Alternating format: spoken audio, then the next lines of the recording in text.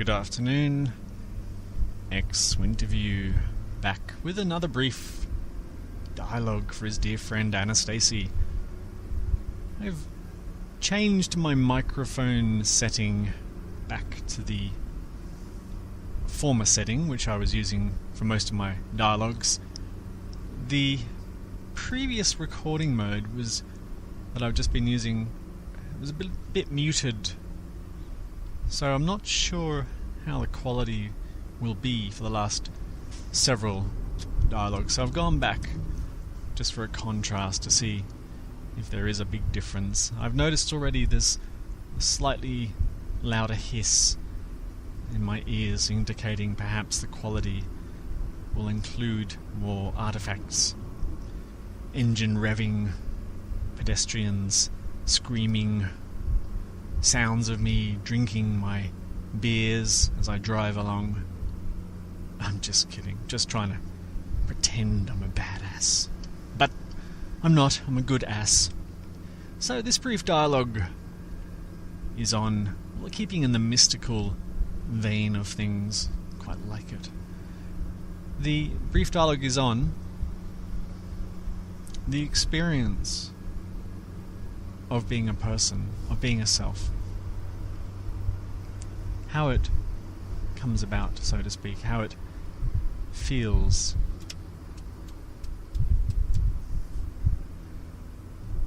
In the search, or the so-called search for enlightenment, I've already given a rather lovely dialogue on the conceptual difficulties with the entire endeavour, such that because we rely on concepts to communicate this or hear about it, we're never entirely certain as to whether anything is real, anything actually refers to anything. We don't know if we hear from a speaker, myself included, that what I'm talking about relates to the experience of someone else. Whether there is in fact a universality of experience that I somehow hope to communicate. I don't know. I'll never know that. It's impossible to know that. All that is known is the direct, you could say, immediacy of experience, which might include ideas and concepts about universality, etc., etc. But they're taken on faith, as to whether they go beyond the concept. The most vexing concept, the most profound concept at the center of everything is this notion of self, the idea of being a person. The evidence, as far as the individual is concerned, is overwhelming that there is in fact a person. So let's take a moment to explore this and see what we come up with.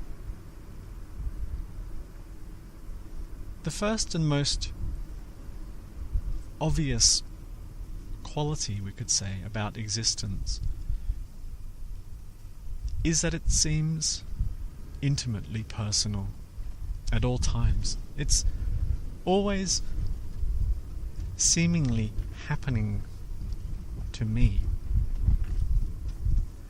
The mind, therefore, and I've talked about this in other dialogues, will presume an agent if it can. It will presume a cause for what it sees as an effect.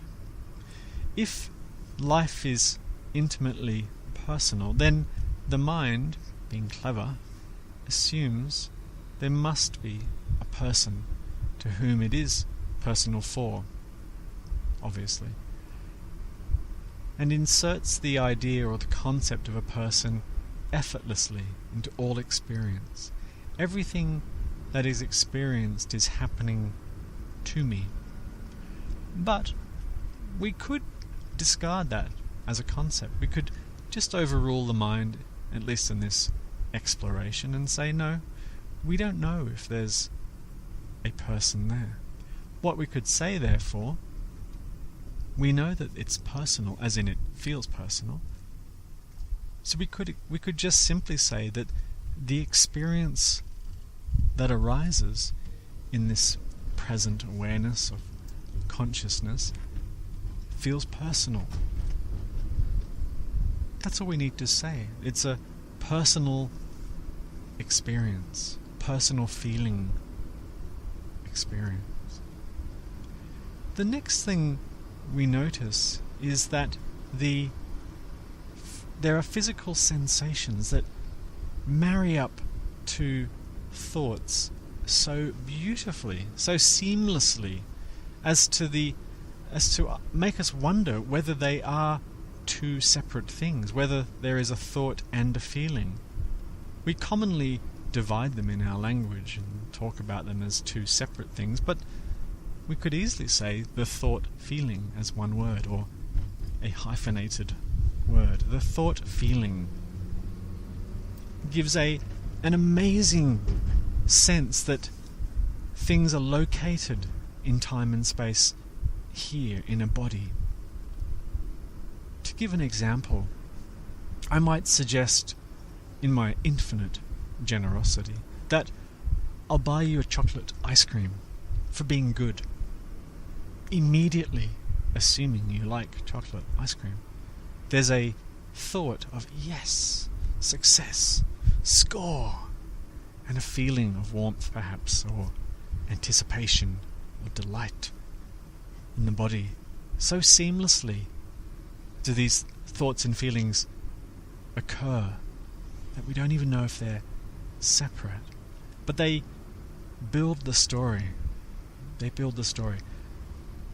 So we notice then that there must be a priori to that, a concept of body. So we have a sense of the personal, deeply personal, intimate experience going on at all times. It's never not been personal, this experience of life. It's never been impersonal. The next thing is this body concept that contains our thoughts and feelings, apparently. We know that the body exists because there seems to be an ongoing experience of this fleshy bag of bones that travels around close by, never quite seeing the full body, I might add. It's always glimpses. And if you were a fan of the mystic Douglas Harding, then you will know that we don't even know if there's a head on this body. And that will make sense if you know who Douglas Harding is. So here we have this idea of a body filled with thoughts and feeling sensations, coupled with an intimate personal feeling. Then we have this wonderful sense of time passing in a very orderly way. So the thoughts, or the mind you could say, is a master at creating a narrative, an ongoing narrative. When we know from our explorations that when we look deeply and intensely into the raw experience, the narrative falls away. It's very hard to have a narrative about the raw, immediate experience of life. But when you take a step back and retell it to yourself, mentally at least, it seems to make wonderful sense in a time-space continuum and logical. There's a sense to it. So we know that the mind flavors the experience of life with time and space and keeps the narrative of the person within it, and it unfolds logically. And when I say logically, it unfolds in a way that makes sense to itself. So people could have different senses of logic, and I use that word loosely here. Some people could be very magical in the way they conceptualize the world, very sort of ethereal, etc. And some people could be very concrete, logical, etc. And they will experience the world unfolding differently to each other, yet congruent within each person's logic. And it creates this wonderful story with you in the center. So we're now, I guess, moving outwards somewhat, building into this experience of being a person. The narrative that occurs in time and space and happens to a person. So we know that when we go into the microscopic, when we zoom down in on any component, it tends to vanish. It just sort of falls away pretty fast, and we end up going, well, I can't really grasp anything solidly. But when we zoom out at least a little bit, the narrative starts to make sense again, and it's all normal again. And if we zoom way, way, way out, then it all vanishes again. There's no one that you can pinpoint if you look back on yourself from a vast distance. Even a vast distance in time, not necessarily space, but if you look at yourself in the context of time, let's say you live for 85 or 90 years, what is that in infinity? What is that in billions of years? Almost nothing. A drop, maybe less than a drop. A picoliter. I don't even know what a picoliter is. Sounds small though. So the conditions where the person can exist and live happily and harmoniously are quite specific, at least within consciousness. Not talking about the physical, geographical context of, temperature and climate and distance from the sun. I'm just talking about the idea of the self, where it can live. It can only live comfortably in a certain framework of consciousness. Look too closely, goes away. Look too far away, goes away. And within this narrow bandwidth of the individual's so-called life appears difficulties, successes, the stuff of life, the normal stuff, we call it. And within this normal stuff of life, it's all kind of normal in a way. It's not fantastical, generally speaking. There's food to acquire, jobs to attend, school to go to, politics, world events, local events, family issues to deal with endlessly, financial concerns to be concerned with, sport, beauty, health, diet, etc., etc. All that stuff just appears. And if we remove this imagined person from the entire experience, just for a moment, just take away the concept at the center, we know that it wouldn't make a difference to the world. It would still unfold beautifully and sort of effortlessly as it does. So the idea then we get to, in spirituality at least, or in the search for enlightenment, that somehow this is problematic, because it's said that there isn't really a person there, that the person is a mistaken idea, and this is the apparent cause, you could say, of the great discomfort in life. Now, that's a really nice and neat idea, but once again, if we have to be true or pure to our definitions, as best we can at least, we don't even know if that's the case. We don't know if that's the case.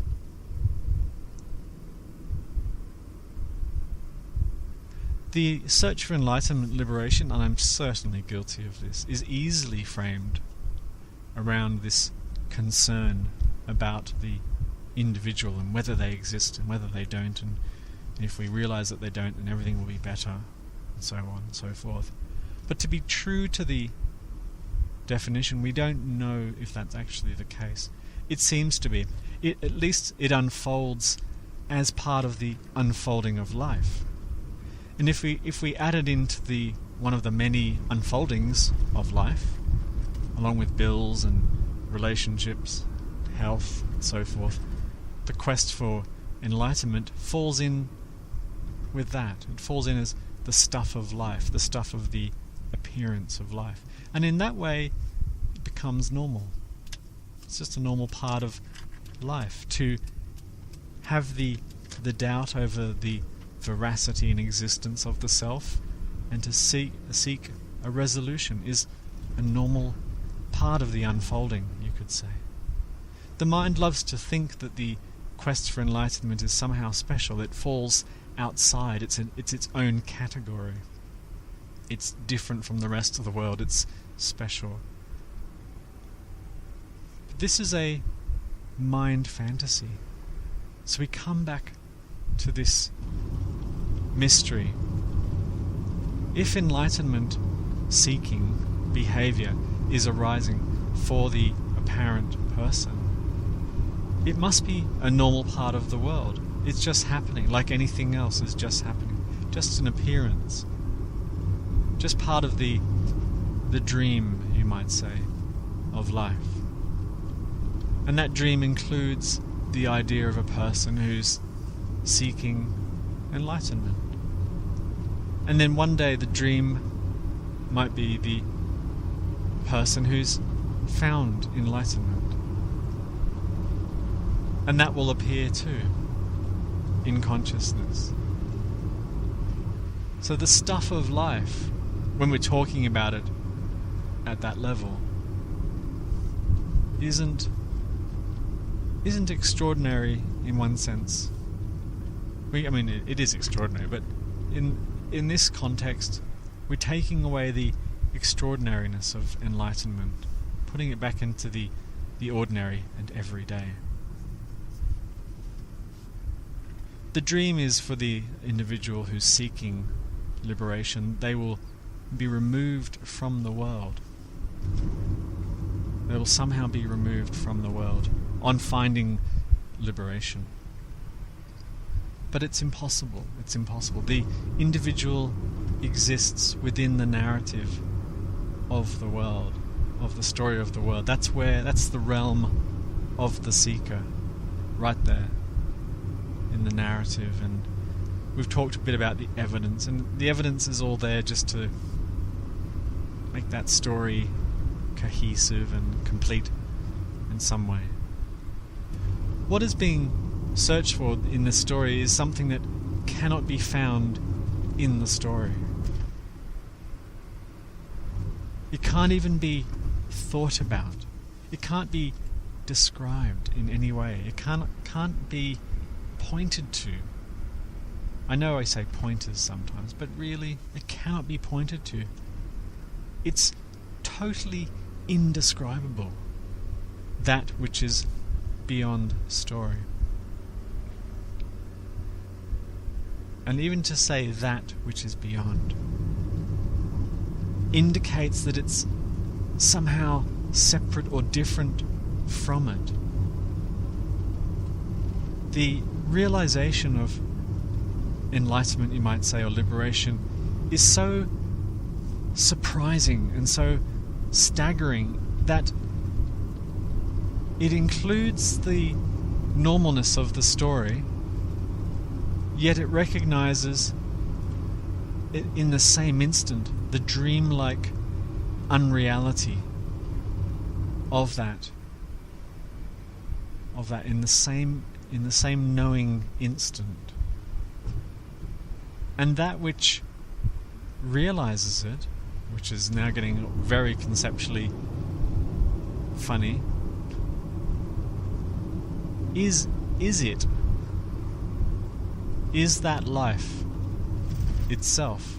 Life, you could say, wakes up to life or wakes up to itself. realization realizes realization. Okay, maybe that's a bit too conceptual. So anyway, I don't even know what that dialogue was about. I feel like I went on a giant tangent. So this dialogue was about tangential stuff. Well, who knows? Hopefully there was something in there for someone. Thanks again for listening. I'm hoping this recording setting is okay. Otherwise I'll go back to the other one. Once again, this is Winterview, signing off.